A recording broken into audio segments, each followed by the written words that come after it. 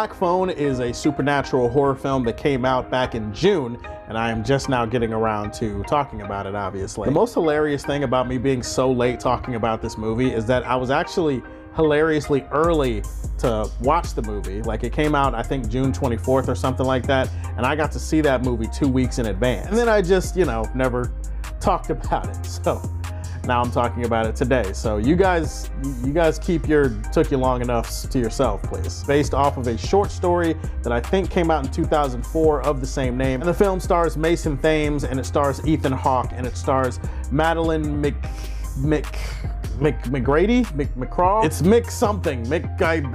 I'm absolutely butchering her name. This always happens. I knew her name and the camera started, and now I'm forgetting her name. I do apologize, Madeline. I'm not trying to get your name wrong. Guys, get in the comment section. Help a nigga out. So this film takes place in the late 70s in Denver, Colorado, and it follows a bunch of kids that are kidnapped by this serial kidnapper who the locals are calling the Grabber. Mason Thames plays a kid named Finney. Finney gets captured by this Grabber. While he is being held in the basement of this mysterious house, there is a black phone that is attached to the wall that starts to ring. And this black phone somehow has the disembodied voices of all of the Grabber's previous kid victims talking to Finney. So now Finney has to kind of use their help and his own resources and his own instinct and intellect to try to navigate the situation. Meanwhile, his sister, played by Madeline Mick, on the outside, and obviously she's doing everything in her power to look for him in this county, in this neighborhood, like all over the place. She's just looking for her brother. Honestly speaking, even if this movie was complete dog shit, and there is a possibility that any movie that you're anticipating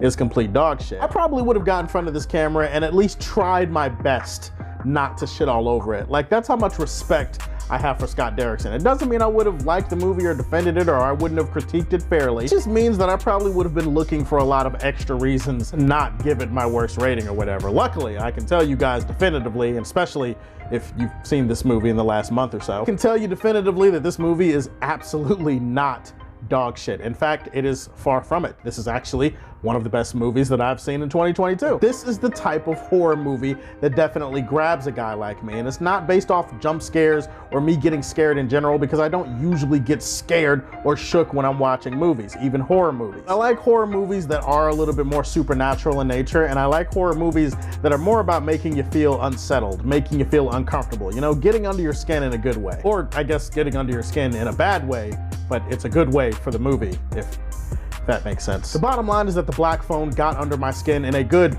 bad way, and because of that, it was one of the most rewarding experiences that I've had at the theater this year. If you're looking to get scared, you're probably gonna be a little bit disappointed. This movie has some scary imagery, and it does have a couple of jump scares here and there. This movie has a shit ton going for it. One is the setting and the location. The 70s, that's a win. The sets and the way that they designed this look, the music, all of that is on point. But this movie actually is kind of resting on the performances of the kid actors involved. I mean, they're the anchors, they're the linchpins upon which this entire movie swings, and if they're not working, then for you, probably the movie won't work. Mason Thames is great as Finney, and his sister, Madeline Mick, she's really good as his sister Gwen in this movie too. And it's a difficult thing for child actors to basically carry your movie like this. Like, yes, Ethan Hawke is the Grabber and he's in the movie. There are a lot of scenes where Finney has to carry a scene by himself. There are a lot of scenes where his sister has to carry a scene by herself. And the fact that they have the presence and they have the command of an entire scene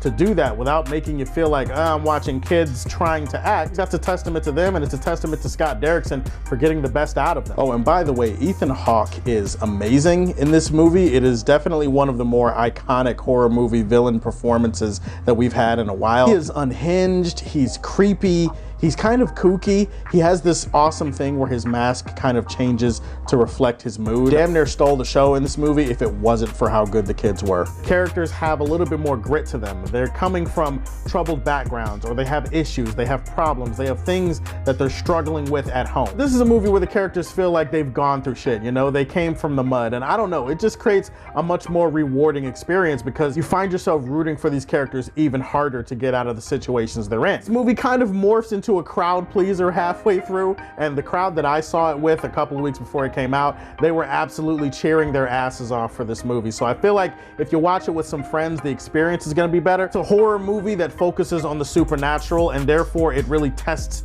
these characters in kind of psychological and emotional ways, and I like the way that all of that came together here. There is something really convenient that happens in this movie towards the third act that I feel like it kind of breaks the internal logic of the movie when you look at how other things were portrayed throughout the film leading up to that. It compromises the third act in a way that it kind of took me out of the movie a little bit, and I can't get specific here, but I feel like if you've seen the movie, you know what moment I'm talking about. There is another supernatural edge to this movie that is tied to convenience that might be a little bit too much for some people to handle. Following along with this kid and his journey, and he's talking to these other kids on this weird phone in this basement, and you're kind of following along with it, and then there's this other supernatural thing almost shoehorned into the film in the way that it doesn't really explore it as deeply as it could have in some ways. I really